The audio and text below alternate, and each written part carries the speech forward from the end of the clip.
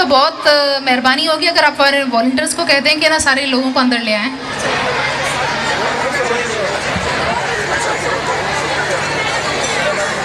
Video आ रहा है।